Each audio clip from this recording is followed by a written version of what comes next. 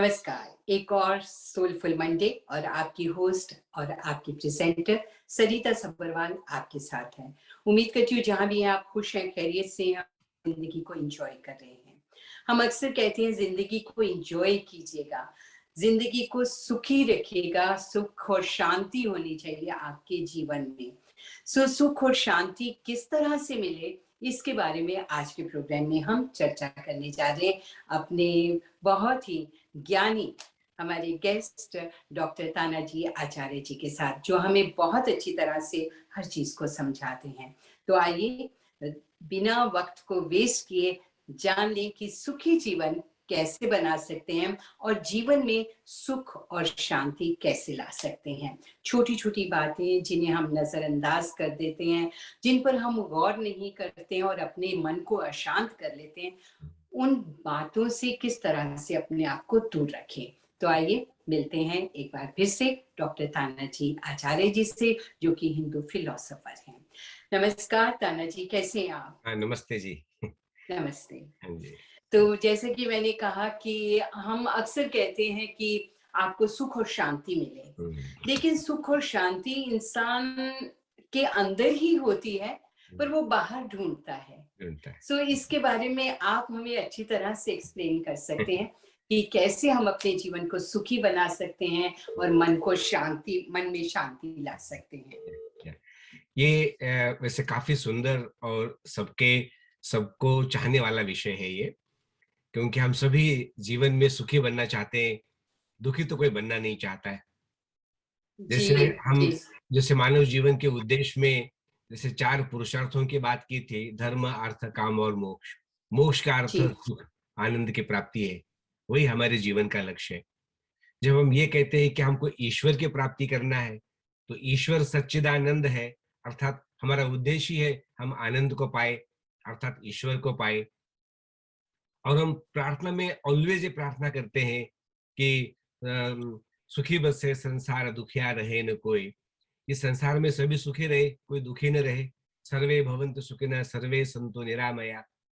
तो सभी खुश मनुष्य ही हों। नहीं है, एक पशु पक्षी भी, कीड़ा मकोड़ा भी ये जीवन में निरंतर प्रयास करता रहता है कि वो सुखी रहे, वो अपने जीवन में आनंदमय रहे।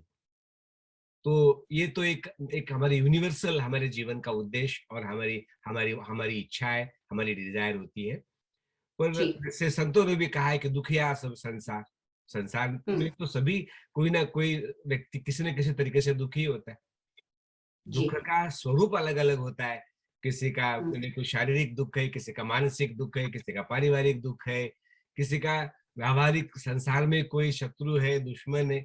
तो अनेकों प्रकार के सॉरी दुःख इस संसार में है। तो दुःख तो संसार सचमुच में दुःखमय है और उस दुःख से छुटकारा पाने का प्रयास हम लोगों को करना चाहिए। कालिदास ने कहा है, ये जीवन को देखो तो संसार में कोई भी सर्वथा सुखी नहीं है, कोई भी सर्वथा दुखी नहीं है।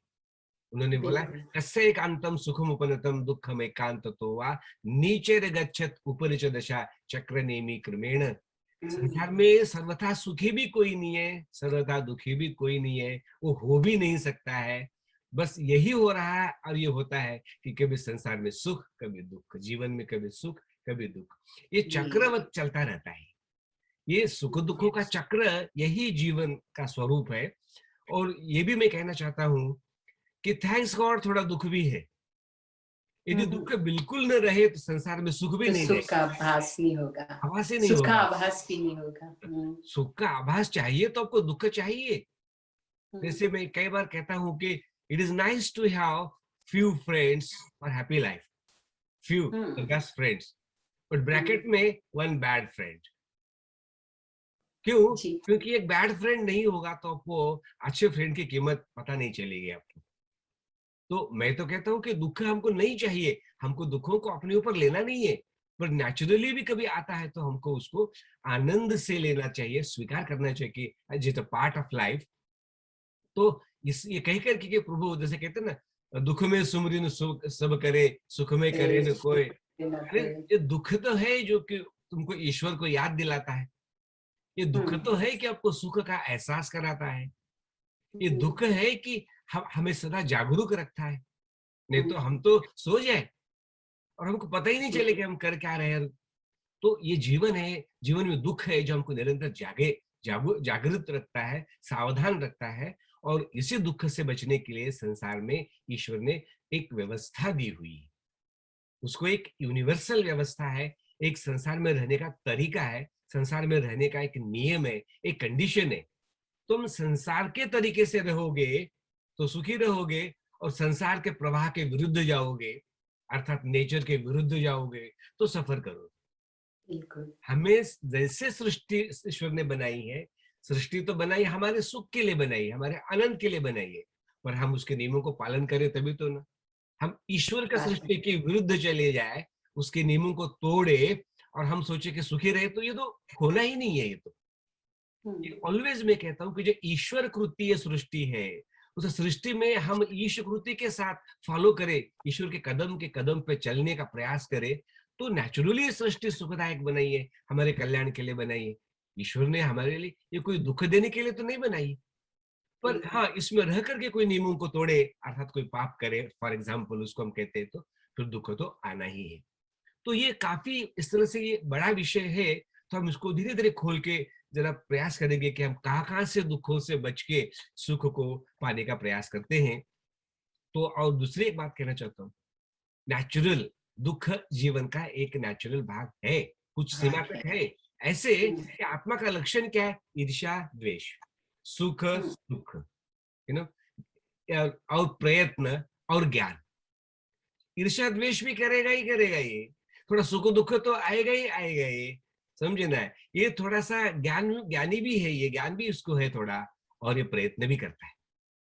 तो इसको एकदम एबनॉर्मल मत समझिएगा, बट ये जरूर मैं कहना चाहता हूँ कि हाँ, दुख को कम करने का प्रयास किया जा सकता है, गलतियों जैसे को कम आपने करने का प्रयास किया जा सकता है, पापों से बचने का प्रयास किया जा सकता है, किया करना चाहिए। और अधिक से अधिक हम सुख से रहे, ये हमारा अधिकार है। हमारे योगियों ने ये बता दिया है कि हम एक अत्यंत आनंद की स्थिति में, समाधि की स्थिति में, हम मोक्ष की स्थिति में, एकदम दुखों से रहित स्थिति में भी रह सकते हैं।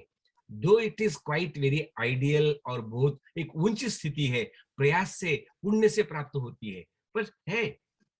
पर हमारा प्रयास ये है कि कम से कम दुख हो जाए और अधिक से अधिक हमारे जीवन में सुख आ जाए। तो ये हम कैसे कैसे करें?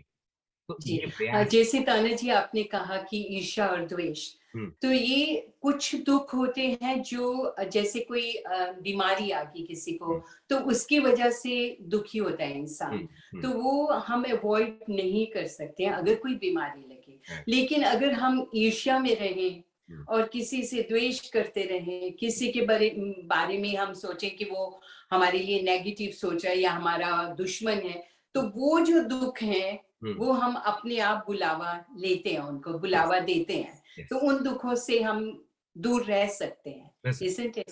तो मैं कुछ जनरल कहना चाहता हूँ आपके इस प्रश्न के लिए कि दुख तो मैनमेड है।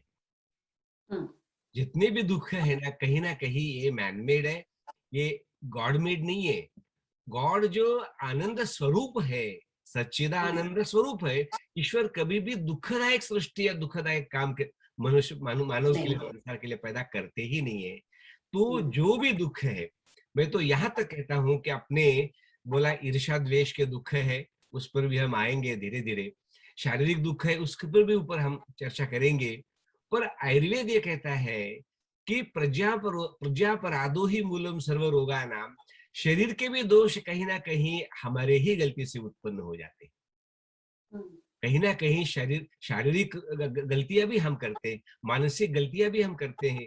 ऐसे नहीं कि जैसे ये दोष अपने आप आ जाते हैं, क्योंकि कोई भी रोग और कोई भी दोष जो है उसको हम गंदगी कहते हैं, अपवित्रता कहते हैं। संसार ने तो सृष्टि पवित्र बनाई है, समुद्र पवित्र बनाया, हवा पवित्र बनाई, जंगल पवित्र बनाया, सब कुछ पवित्र बनाया है। तो उस पवित्रता में हम कोई ना कोई अपवित्रता जोड़ देते, मिला देते हैं। खान में, पान में, रहन में, सहन में हम कहीं ना कहीं निसर्ग के नियमों को तोड़ते हैं, जिसका हमको आभास नहीं होता है, उसका ज्ञान हमको नहीं होता है। तो इसलिए आयुर्वेद कहता है कि प्रज्ञापराधो ही, हमारे बुद्धि का दोष, हमारा अज्ञान ही सारे दुखों का मूल कारण है, चाहे वो शारीरिक दोष हो, चाहे वो मानसिक दोष हो। तो ये दुख का पहला कारण ये क्या है? प्रज्ञा अपराध, क्या है? अज्ञान, हमारी मूर्खताएं, हमारी हमारी त्रुटियां जो है वो है वो। और न्याय दर्शन में अपने तरीके से क्या बोला?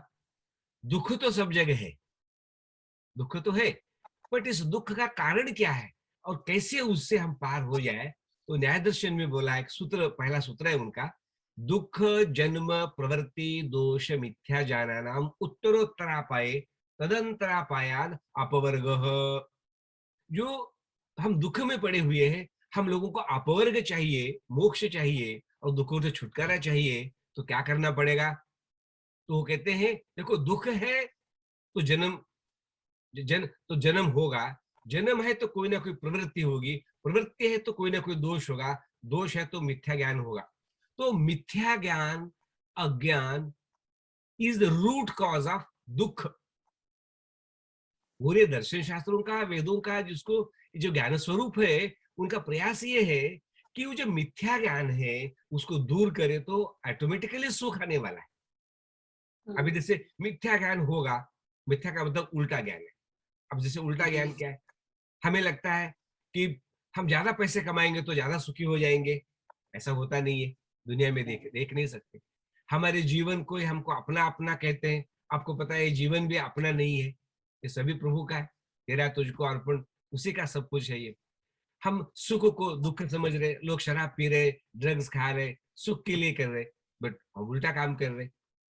तो झूठ बोल रहे, फॉर एग्जाम्पल किसी को फंसा रहे, कुछ ना कुछ गलत काम कर रहे, नियम तोड़ रहे, तो आप सोचते हैं कि हम सुखी हो जाएंगे। ये तो होना नहीं है। तो हम तो दुखों को सुख समझ रहे हैं और सुख को दुख समझ रहे हैं और उल्टे की जगह उल्टे काम कर रहे हैं। तो आपको पता है कि भगवान तो किसी को माफ करते नहीं है, नेचर में तो वो अलाउड ही नहीं है। तो ये मिथ्या ज्ञान जो है, मिथ्या ज्ञान जो है, ये मिथ्या ज्ञान होगा तो जीवन में कोई ना कोई दोष आएगा, कोई ना कोई उल्टे पुल्टे भाव आपके मन में आएंगे, पाप के भाव आएंगे, तो फिर गलत रास्ता, फिर क्या होगा? फिर दोष के अनुसार आप प्रवृत्ति होगी आपकी। आप शराब को से अच्छा समझ के पियोगे तो आपको पता है आपका मन विकृत हो जाएगा, शरीर बिगड़ जाएगा।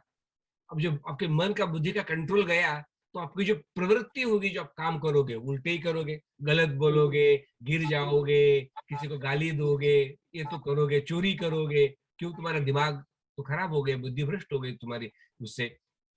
तो फिर गलत काम करोगे तो पाप पुण्य इकट्ठा हो जाएगा, तो फिर ये जन्म तो बेकार गया, फिर दूसरा जन्म लेना पड़ेगा, फिर वहां भी पापों को भोगना पड़ेगा, फिर तुम गलत काम करोगे, फिर जन्म का मरण का चक्र चालू हो जाएगा।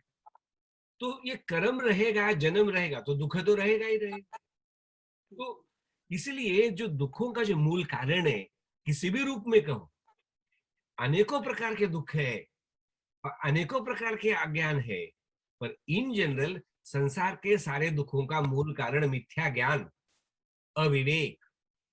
संसार में कैसे रहना है ज्ञान नहीं है, क्या खाना क्या पीना ज्ञान नहीं है, क्या बोलना क्या नहीं बोलना ज्ञान नहीं है। तुम गलतियां करते चले जाते हो, गलतियों पे गलतियां करते चले जाते हो, तो भाई दुख तो होगा ना। तो मेन प्रयास हमारा ये है, हमारे हिंदू धर्म का, वेदों के, वैदिक धर्म का, कि किसी तरह से मन मानव का अज्ञान दूर करे, अज्ञान अंधकार दूर करे। असतो मा सद्गमय तमसो मा ज्योतिर्गमय मृत्योर्मा अमृतम गमय।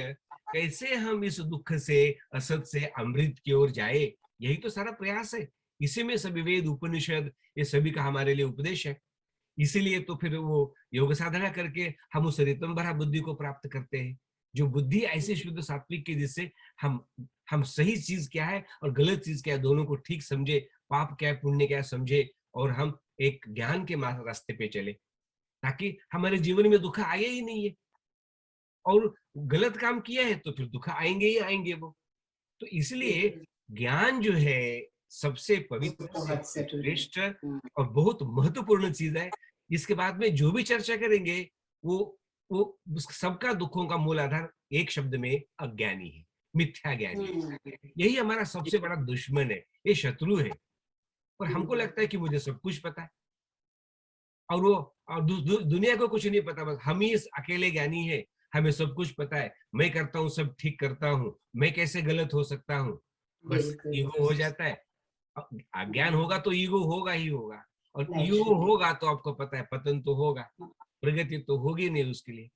तो जी। विद्या ददाति विनयम विनयाद्याति पात्रताम जो कहा है, विद्या होगी, ज्ञान होगा तो विनय आएगा, नम्रता आएगी, नम्रता होगी तो पात्रता आएगी, पात्रता होगी तो धन कमाएगा, धन कमाएगा तो धर्म करेगा, धर्म करेगा तो सुखी होगा ना, तो होगा। पर पहले ही अज्ञान पड़ा हो, मिथ्या ज्ञान पड़ा हो, अहंकार आ गया हो, तो सारे दरवाजे बंद हो गए आपके, बिल्कुल। सब उल्टे के पुल्टे हो जाएंगे। तो बाकी छोटी मोटी बातें तो काउंट करने को 1000 है, पर जी। वेदों की और शास्त्रों की एक बात में मैं कहना चाहूं तो वो क्या है, सत्य ज्ञान। और फिर मैं हल्के से बता देता हूँ, जैसे सत्यनारायण की कथा के विषय में हम एक बार बार बार कहता हूँ कि उस मुनि जी के पास में जब गांव के लोग गए, देखिए दुनिया में इतना दुख है मुनि जी, आप बताइएगा कि हम क्या करें, तुम कुछ समझाओगे तो हम समझ नहीं सकते, हमारी इतनी बुद्धि नहीं है, हमारी इतनी शक्ति नहीं है समझने की, हमें कुछ सिंपलेस्ट सिंपलेस्ट कर करके कुछ ऐसा बता दो कि हम दुखों से छुटकारा पाके हम सुखी रहे। तो उन्होंने बहुत विचार पूर्वक ये बोला मुनि जी ने कि तुम सत्य की पूजा करो, सत्य का आदर करो, सत्य का आचरण करो, अर्थात सत्यनारायण की पूजा करो, ऐसा बोला। अर्थात सत्य, ऑनेस्टी, रिलायबिलिटी, ट्रांसपेरेंसी, प्रामाणिकता, ये जो आध्यात्मिक गुण है, ये गुण आप इसके ऊपर आचरण करो, और सत्य के ऊपर ऊपर आचरण करोगे तो संसार के सारे दुख दूर हो जाएंगे। बहुत बहुत बड़ी बात है, सारे दुख दूर हो जाएंगे, कुछ करने की जरूरत नहीं है, जहां भी हो जैसे भी हो, अपने जीवन से झूठ को निकाल दो और सत्य के ऊपर चलो, और यही धर्म है। और इसलिए बोला नहीं सत्यात परो धर्म, धर्म और होता क्या है, सत्य से बढ़कर धर्म दुनिया में कोई भी नहीं, असत्यात पातकम परम, और झूठ से बड़ा पाप दुनिया में कोई नहीं, सच से बड़ा कोई पुण्य नहीं, झूठ से बड़ा कोई पाप नहीं है। तो इसलिए आप झूठ को छोड़ो और केवल सत्य के रास्ते पे चलो और ज्ञान के रास्ते पे चलो, तो ही तुम्हारा कल्याण होने वाला है। पर दुर्भाग्य ऐसा है कि आज कहते ना, सच की मां मरी हुई है, सच की मां मरी हुई, अर्थात ये है कि कोई सच बोल दे तो या तो ये जनता उसको विष पिलाएगी, या तो ये जनता उनको मारेगी, या तो जनता उनको तकलीफ देगी उनको। महर्षि दयानंद के जीवन में आपने देखा, शुद्ध वेदों का सात्विक ज्ञान करके डांट डपट कर कहा कि अरे तुम अज्ञान के रास्ते पे मत चले जाओ, सत्य अर्थ के प्रकाश आपके लिए मैं कर रहा हूं जो वेदों में है, तुम सत्य ही के मार्ग पर चलो, वही धर्म वही पुण्य है। और परिणाम ये हुआ कि जितने विष उनको पीने पड़े, मुझे लगता है और किसी साधु संतों को भी नहीं पीने पड़े, अंत में उसी में उनको मारा गया। तो ये जो कड़वा सत्य जो है, सत्य जिसके ऊपर सारे परिवार की, व्यक्ति की और विश्व की शांति टिकी हुई है, जो जीवन का सारा सुख टिका हुआ है, वो केवल ये सत्य, ये ज्ञान, प्रामाणिकता, और यही जो है इसी के ऊपर सारा का सारा टिका हुआ है। मैं बहुत ब्रीफली आज आपके थोड़े समय के लिए मैं यही कहना चाहूंगा, ये सारे बहुत दुखों का मूल कारण केवल सत्य का पूजा करो, सत्य का आदर करो, आचरण करो। केवल पूजा नहीं है कि एक फोटो रख करके अपने से फूल चढ़ाए, माला चढ़ाए, वो नहीं है, वो तो एक रिचुअल समझाने के लिए है। बट उसके बाद में आपको सत्य का आचरण करना पड़ेगा। मेरे जीवन में ऐसा हुआ, एक घटना बताता हूँ कि किसी के कोर्ट में केस चल रही थी, और मुझे उन्होंने कहा हवन करना है, तो मैं गया जी, हवन हुआ, सब कुछ हुआ। तो होने के बाद वो महिला बोली कि अभी जो हमारे कल हियरिंग है कोर्ट में, तो उसमें हम सक्सेसफुल हो जाएंगे ना। तो मैंने कहा कौन सी वो कोर्ट की केस बताई, आपने तो पहले तो कुछ मुझे बोला नहीं है। तो नहीं अभी भी बताते हैं, तो अभी तो होगा ना। तो मैंने कहा मुझे मुझे इस हवन का उसके केस का कोई संबंध नहीं, वो केस में आपने क्या किया है, सही किया है क्या गलत किया, वो कोर्ट डिसाइड करेगा। मेरे हवन से वो नहीं होगा, मेरे हवन से आपको घर की शुद्धि हुई और उसको मैंने सत्य ज्ञान दिया। इसके बाद आप असत्य का आचरण नहीं करो, सत्य पे चलो, तो मेरा हवन सार्थक हो जाएगा। तो इस तरह से जो है लोगों ने क्या किया, सिंबल रख करके पूजाएं तो शुरू कर दी, सत्यनारायण की पूजा, ये पूजा, सिंबल बहुत जरूरी है, पर सिंबल का पूजा का मुख्य उद्देश्य क्या है, उसका आचरण करो। मंत्रों के पाठ से नहीं, मंत्रों के आचरण से सत्य के केवल प्रतीकात्मक पूजा से नहीं, सत्य के आचरण से, धर्म के आचरण से संसार के सारे दुख दूर हो जाएंगे। ये मैं और सारे संतों ने एक दावा दे करके कहा हुआ है। तो यही मैं सुखी जीवन के लिए ये कहूंगा कि ज्ञान उसका आधार है। बहुत बहुत अच्छी तरह से जी आपने समझाया, पर ये विषय जो है बहुत बड़ा है। आपने जो आज कहा, मिथ्या से दूर रहें एंड ईर्ष्या द्वेष ना करें, सुखी जीवन के लिए अच्छे काम करें और अच्छी सोच रखें। बहुत बहुत धन्यवाद। अगले हफ्ते फिर इसी पर हम चर्चा करेंगे, इसी को और एलैबोरेट करेंगे। थैंक यू सो मच ताना जी, नमस्ते। आपका तहे दिल से धन्यवाद करती हूँ। धन्यवाद। और इसी के साथ मैं सरिता भी अब आपसे आज्ञा चाहती हूँ। अगले हफ्ते इसी विषय पर हम आगे बढ़ेंगे। सो जरूर साथ देते रहिए सोलफुल मंडे। प्लीज अपने सभी साथियों को आप फॉरवर्ड करें, शेयर करें, लाइक करें, कमेंट्स लिखें। कोई ऐसा टॉपिक आप चाहते हैं कि ताना जी के साथ मैं उस टॉपिक पर बात करूं, तो वो टॉपिक भी आप मुझे सुझा सकते हैं।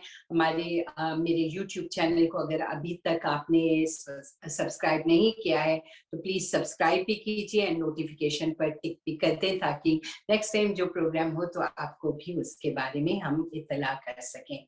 अपना और अपनों का ध्यान रखिए। फिर मिलते हैं। नमस्कार। नमस्ते जी, धन्यवाद।